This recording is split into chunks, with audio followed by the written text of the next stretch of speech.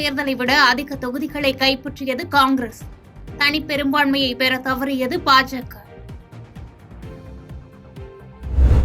மத்தியில் ஆட்சி அமைப்பது பற்றி இந்தியா கூட்டணி கட்சிகள் வியூகம்.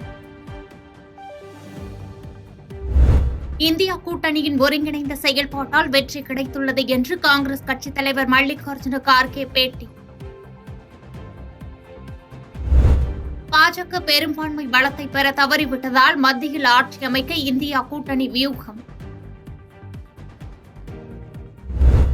கேரளாவில் திருச்சூர் தொகுதியில் பாஜக வேட்பாளரும் நடிகருமான சுரேஷ் கோபி வெற்றி.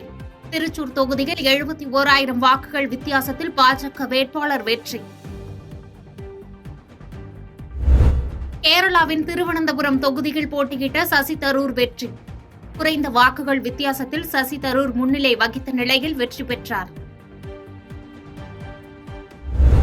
உத்தரப்பிரதேச அமேட்டி மக்களவை தொகுதியில் பாஜக வேட்பாளர் ஸ்மிருதி இரானி பின்னடைவு.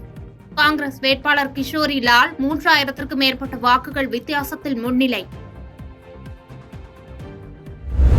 வாரணாசி தொகுதியில் ஹாட்ரிக் வெற்றியை பதிவு செய்தார் பிரதமர் நரேந்திர மோடி. குஜராத்தின் காந்திநகர் தொகுதியில் போட்டியிட்ட மத்திய உள்துறை அமைச்சர் அமித்ஷா வெற்றி. ராய்பரேலி தொகுதியில் போட்டியிட்ட ராகுல் காந்தி அமோக வெற்றி. மக்களின் நம்பிக்கை இழந்துவிட்ட பிரதமர் மோடி தனது பதவியை ராஜினாமா செய்ய வேண்டும் என்று மம்தா பானர்ஜி வலியுறுத்தல். பாஜகவுக்கு பெரும்பான்மை கிடைக்கவில்லை என்றும் கருத்து.